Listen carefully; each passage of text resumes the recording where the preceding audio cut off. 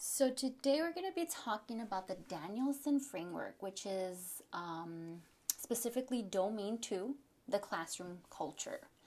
And classroom culture is something that is very near and dear to my heart, especially this school year, with the challenges that I have encountered after post-COVID or during COVID, right? We have a new reality in the classroom. It's a new way of teaching. It's a new way of setting expectations and still setting those high expectations for our students.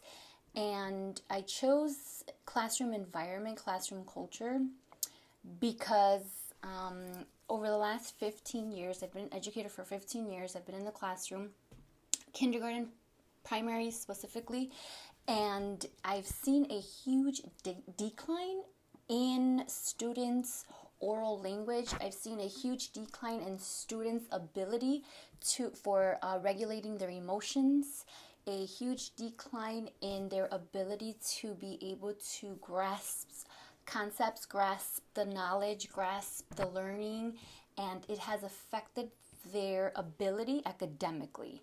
So as the educator and being in the classroom for 15 years, my philosophy for teaching is setting those foundations, establishing those foundations.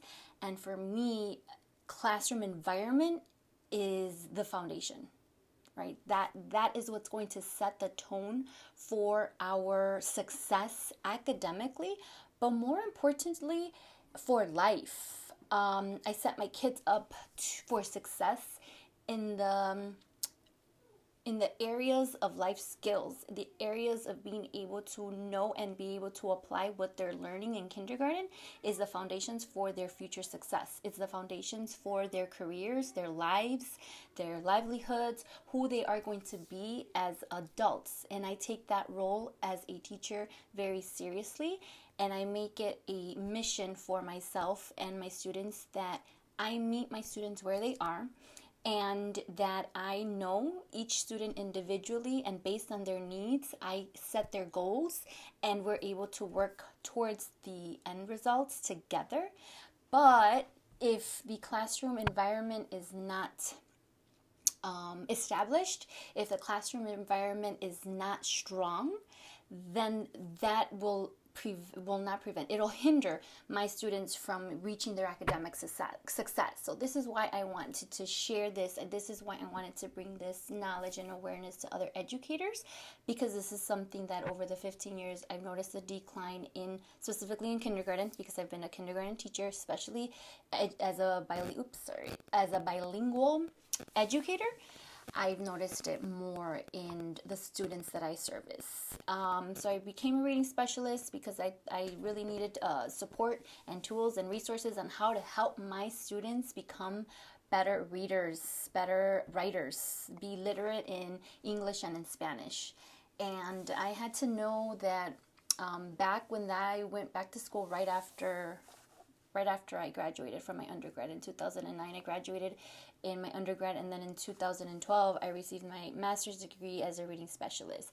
And I share my APT results because at the moment I don't think I realized how much this knowledge that I had was going to help me for in my future.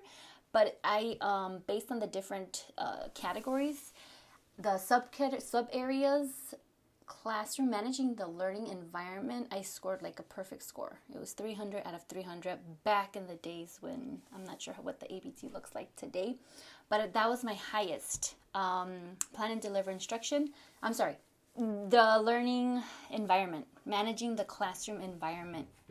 And that is a strength that I have. And one of the things that I learned throughout these 15 years is also that our words shape our world. Inside the classroom, outside the classroom, everywhere, our words shape our world.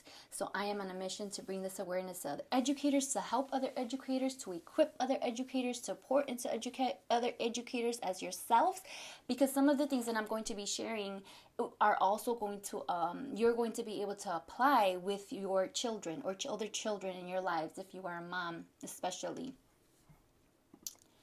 So the foundations, I'm huge about foundations, right? So the definition of environment is the condition that surrounds someone or something. The conditions and influences that affect the growth, health, progress, etc., right? So synonyms, right? Ambient, atmosphere, the climate, it's the setting. It's the setting. So we as the educators are the ones who are in the authority figure. We are the ones who are there to cultivate the atmosphere. We are the ones who can take the reins of our classroom and set the atmosphere, set the environment. So, and love is one of my biggest, that's my foundation. Like, I operate in love, everything I do in love, even when I have a challenging behavioral situation, it's all about the language I'm using. I'm open-minded. I know how valuable my students are and how valuable I am, and the way I respond, react, talk, what I do, like that is very valuable, and I set those expectations high. And I'm consistent and intentional. So the words that I speak are very intentional, and my consistency is also a foundation to making sure that I operate in love and I am not shaken or taken away from love, because times right now are completely different than they were 2 years ago, and we've had to shift as educators. We've had to pull and look for tools and resources that before we probably weren't using, or before we had no idea existed, or before we didn't really need in our teacher tool bag. So what does research show? It shows that there's a direct correlation between classroom environment and academic success. And it's time to teach. We can teach, engage all by affirming our students and collaborating, working with our students to get them the supports that they need to set the environment for them to be successful. And hope. Know that there's a hope in each child. Hope no matter what their background may be, no matter what they've experienced, no matter what trauma they may have had as a child. There's hope, right? So the 5 pillars of the classroom environment, and I broke it down, which is the 5 different categories that we are evaluated in based on the Danielson Framework. And that's creating an environment of respect and rapport, establishing a culture for learning, managing classroom procedures, managing student behaviors, organizing physical space, and a pillar, right? Because I'm all about foundation. So a pillar is a person or a thing regarded as reliably providing essential support for something. A person or thing regarded as reliably providing essential support for something. So these pillars are providing the essential support for the classroom environment as a whole. So creating that respect, right? So rapport is a friendly, harmonious relationship. So this is going back to speaking about building that relationship, building the relationships where students agree, we agree, it's a mutual understanding, and there's empathy for the child, and the child will learn what empathy is when we show them, when we teach them. We have to explicitly teach them. We have to explicitly define it for them. We have to explicitly show them. Write it out in anchor charts. Teach them what it means. Give them scenarios so they're able to empathize with the situation, with the other person, and know what the other person is feeling. And again, synonyms is atmosphere, climate, and respect. It's a feeling of admiring someone or something that is good, valuable, important, right? It's a particular way of thinking about or looking at something. It's how you admire, regard, appreciate, consider, esteem. Those are synonyms.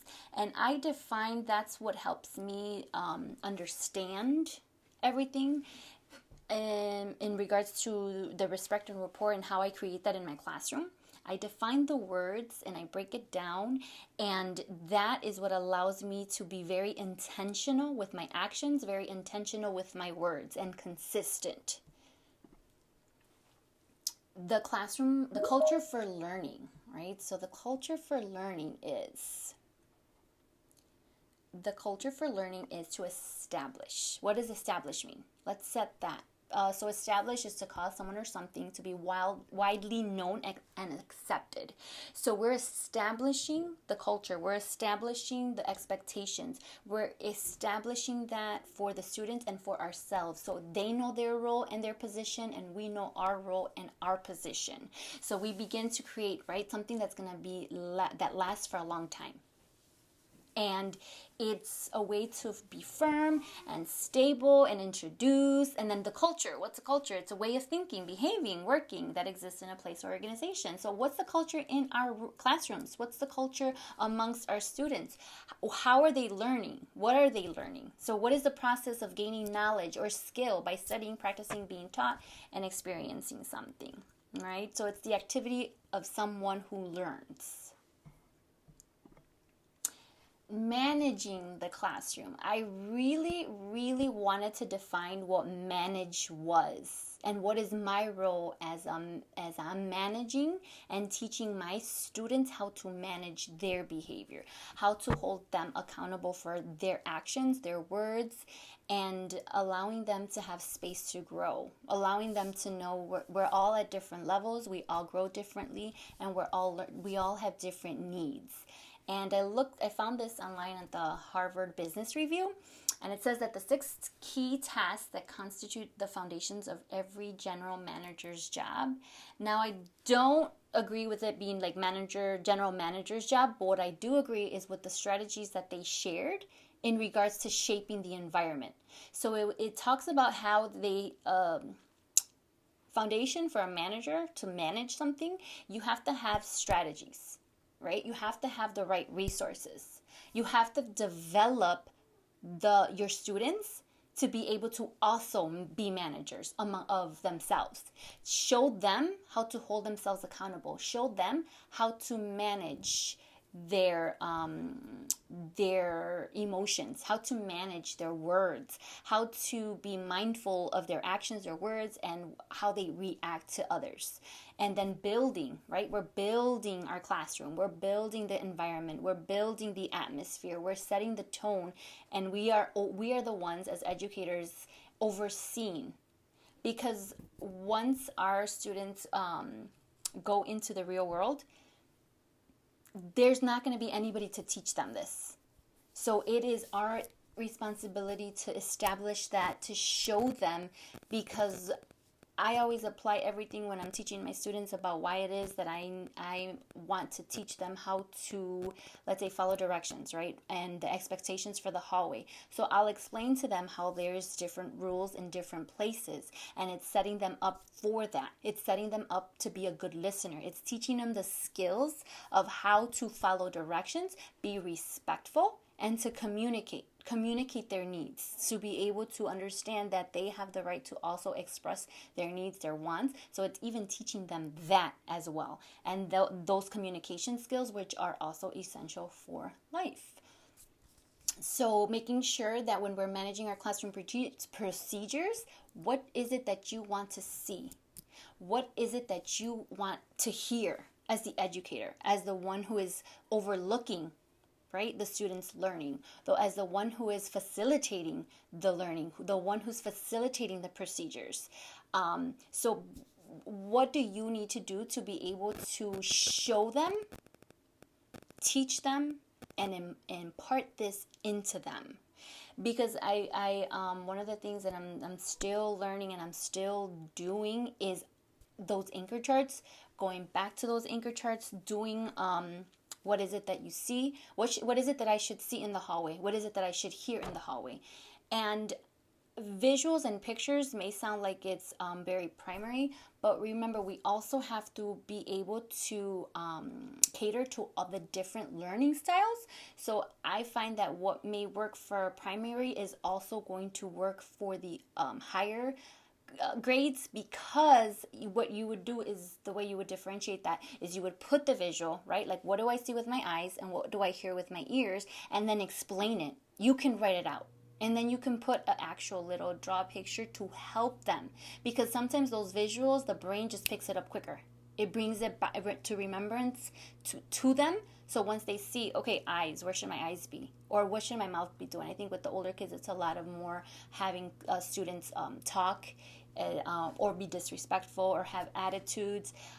Those are some of the things that I know I have noticed in the upper with the older kids, but a lot of the things that the primary students struggle with, it continues on. It's just the kids are getting older, but there still needs to be some form of establishing those procedures. There still needs to be a step by step to help them and to show them and hold them accountable, and that they play an important role in carrying out the routines. Right? Like they should be in charge of carrying out the routines. And this can go from, this is straight from the Danielson Framework. So it is expected from kindergarten all the way to 8th grade. And so students need to know what to do. They need to know where to go, where to get the supplies and materials, how long they have to clean up, is there timers? Like those are the tools essential to help our students and set them up for success when we are managing the classroom. So our job is not to be just going over and over, but it's more of giving them the responsibility, showing them, and this is why having those visuals written out, pictures, clues, or even a signal to help them identify and know what it is that they need to be doing in this hour, how much time they have to be able to accomplish it, and what is the focus. That is going to allow for them to be able to focus more on the learning, to be able to focus more on gaining that knowledge, rather than thinking about misbehaving, thinking about other things that may interfere with their academic success. So this is why managing the classroom procedures is essential and a pillar when it comes to the environment in the classroom. Student behavior. So as I was looking, this is straight from the Danielson group, and this is exactly what it says. In order for students to be able to engage deeply with content, the classroom environment must be orderly. The atmosphere must feel business-like and productive without being authoritarian. In a productive classroom, standards of conduct are clear to students. They know what they are permitted to do and what they can expect of their classmates. Even when their behavior is being corrected, students feel respected, their dignity is not undermined, and skilled teachers regard positive student behavior not as an end in itself, but as a prerequisite to high levels of engagement in content. So it just explains everything that I shared in regards to it takes away from their ability when you set those expectations, when you set those routines, those procedures, when you have the tools in place, the timers, the visuals, the step-by-step, the reminders, you may have a hand cue. It helps them to regulate their behavior, to regulate their emotions, and it takes less time because they have the reminder and they've gone over it with you, and you've gone and you've explained all the different things that is essential for them to be able to be successful, because you're setting them up for life. You're setting them up for the future. You're setting them up, even if they're 5, 3. We're still setting our kids up for the future, and the skills that they need, the life skills, the way to manage their behavior, the way to regulate their emotions, they're going to need forever. So the more the practice that they have, the more that they are able to understand, and they need those reminders. Even sometimes adults, we will write our schedule, our morning routine, like I'm going to wake up at this time, I'm going to do this, 15 minutes on that, 10 minutes on that, and it sets you up for a successful day. Days where you may have your schedule, but you chose to press snooze, you kind of feel it throughout the day, right? So you have to really be disciplined, and that is the same for our students, and we are adults, they are children. So I'm just trying to make the connection, because this is what helped me fully understand, and this is to fully understand and to be able to reach all my students despite the challenges that they have in this hour. Because as I stated before, right now times are completely different. What used to work before COVID is not working anymore. What we used to do and the tools we had is not enough. And if we want our future if we want to set our future generations for success, because that is the future. Our students right now are the future. And as educators, we start to notice certain things that we feel like that's not going to be helpful for them when they are grown-ups, when they're adults. And all it takes is one person to reach their lives, one person who cares enough to teach them, to share with them, to operate in love, because right, we're passionate teachers. We have a big heart. We're nurturing. We are in teaching because we love kids, we love children, we love teaching. So we this is already in us. We just have to pull it out, and it is not that easy because, like I said, we're still dealing with so many effects, aftermath of COVID-19. We're still dealing with all of that.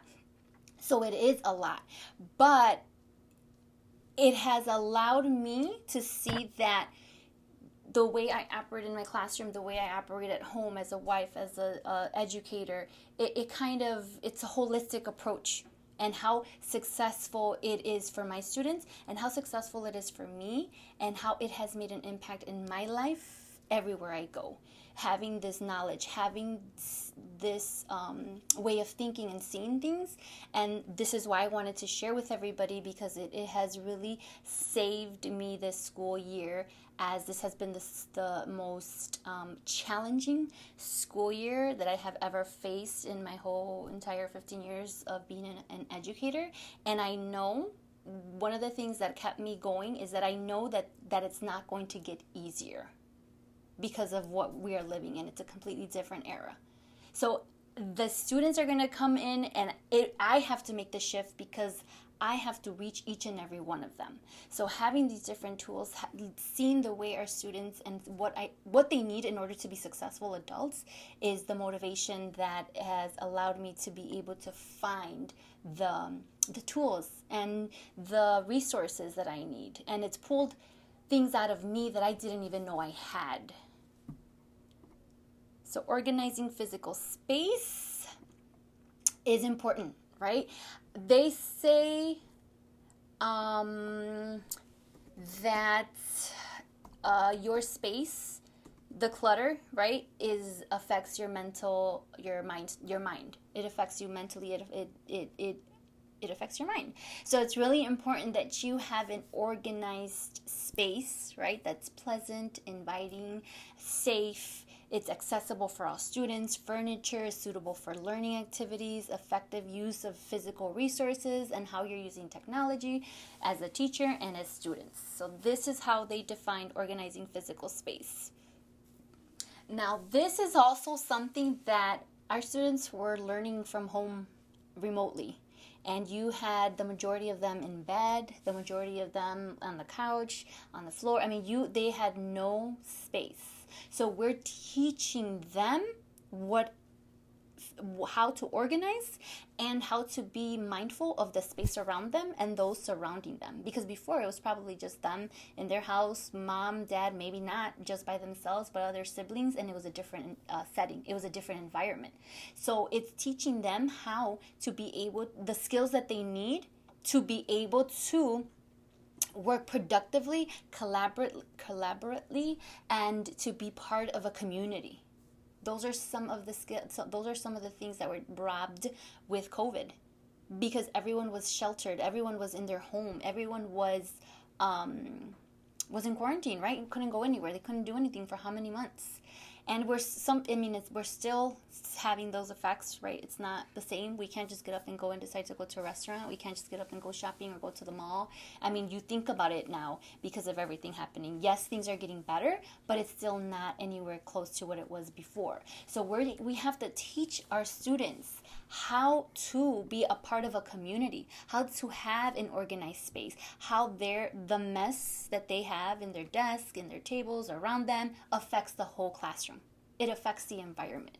And we have to teach them, okay, where are we going to keep our notebooks?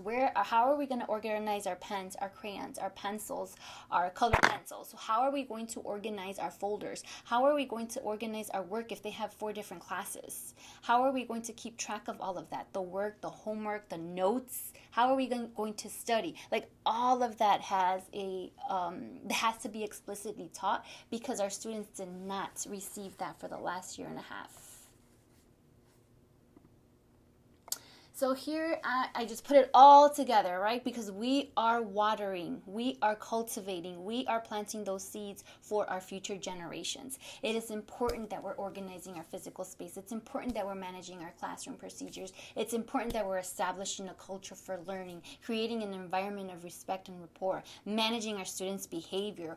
How are we going to walk into our classroom, right? With authority, but not in the I'm controlling and I'm controlling the environment and you have to abide because I'm the adult.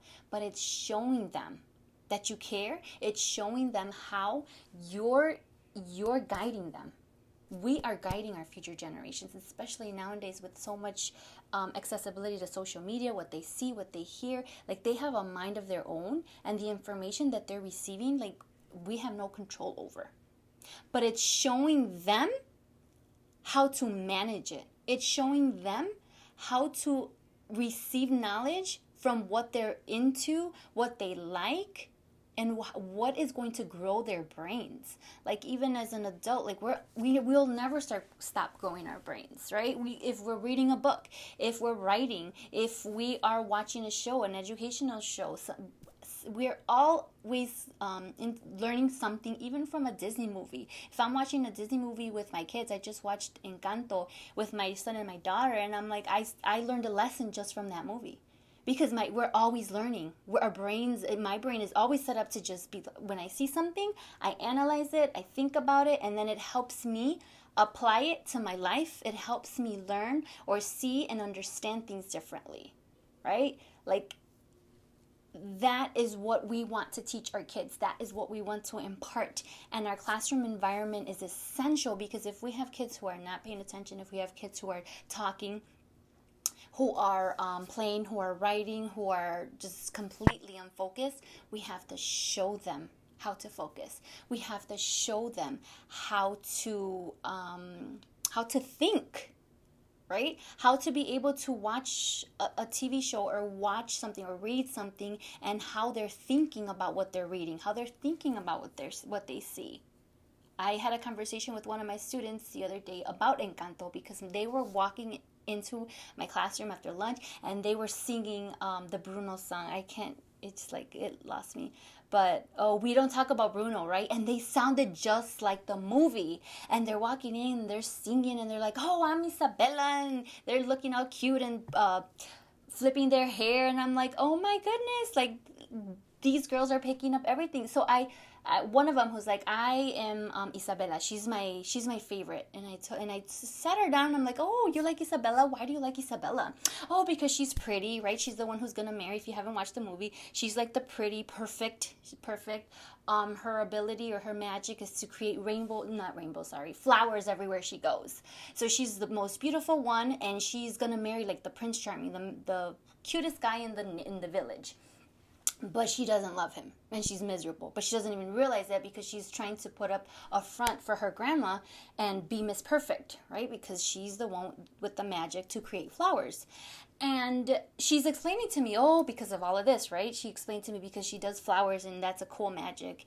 And I told her, you want to know something, though? Who the real hero is? Who's my favorite character? And she's just looking at me, and I'm like, it's Mirabel.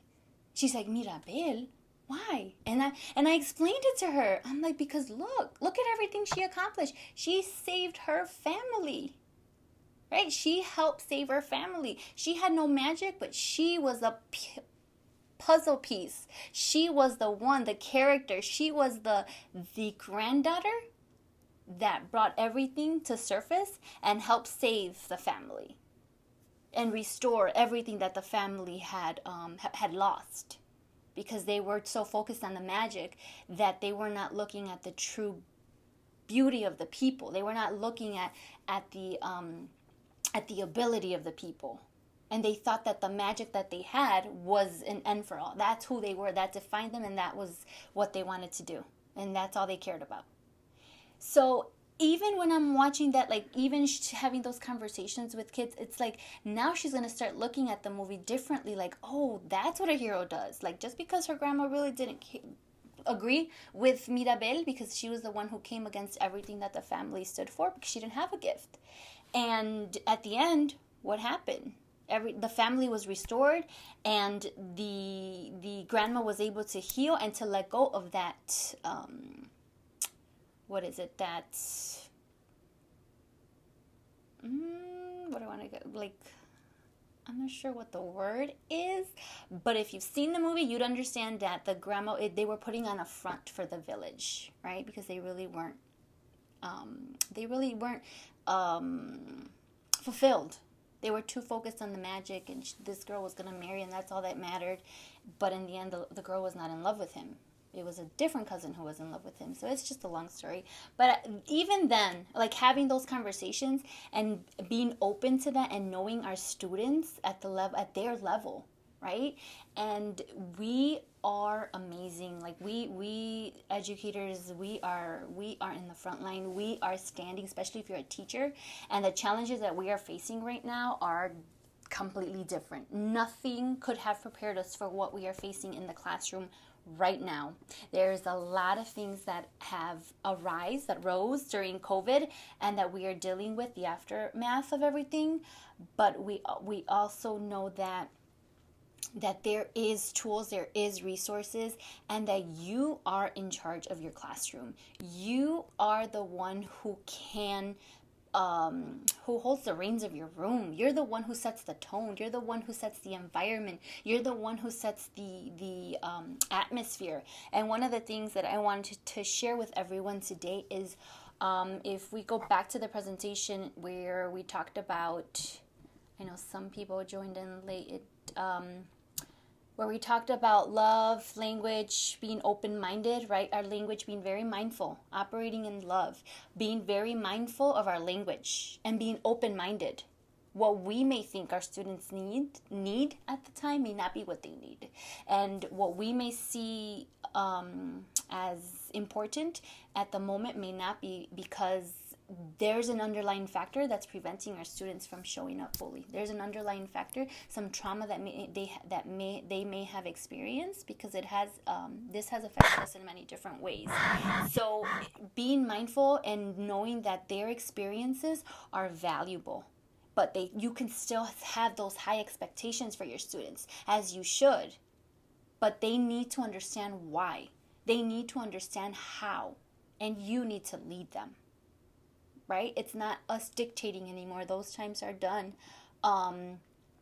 And being able to teach them, but teach them the skills that they need to focus. Teach them the skills that they need to learn. Teach them the skills that they need to follow directions, to respect their peers, to respect you and why.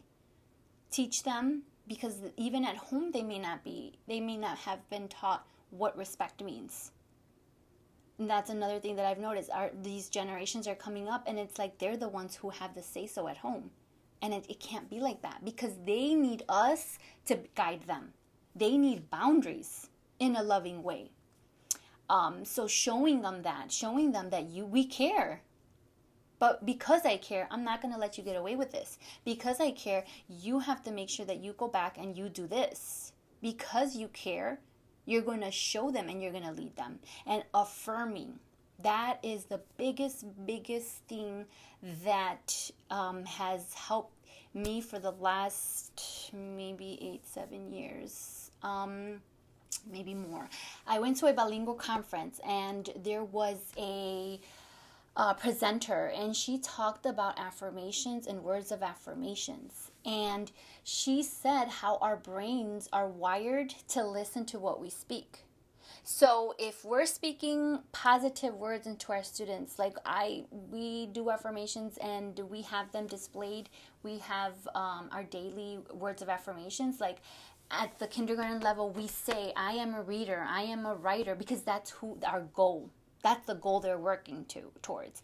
I am calm. I am confident. I am brave. I am bold. And even with my kids, like I affirm them and I speak over them and I say, and that is so important, because our words shape our world. And the words that come out of our mouth are released into the atmosphere.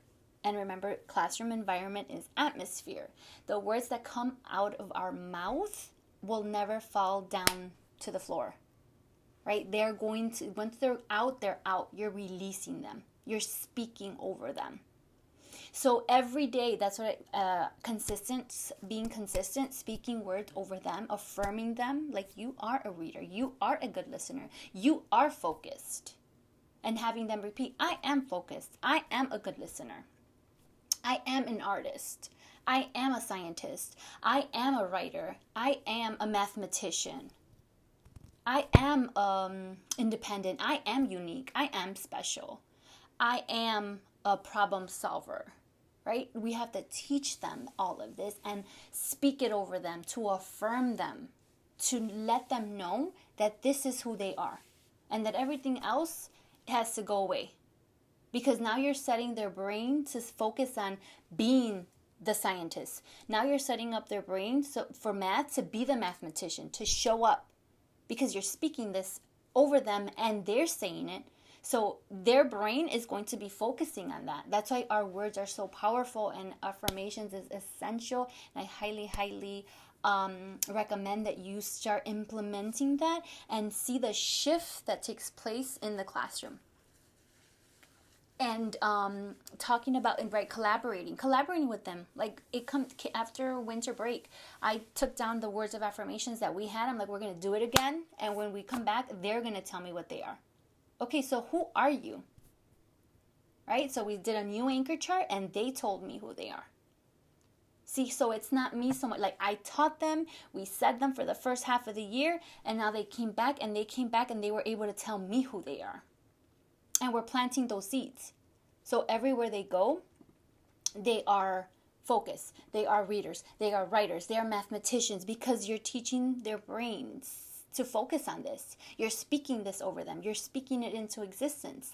This is what our atmosphere is filled with.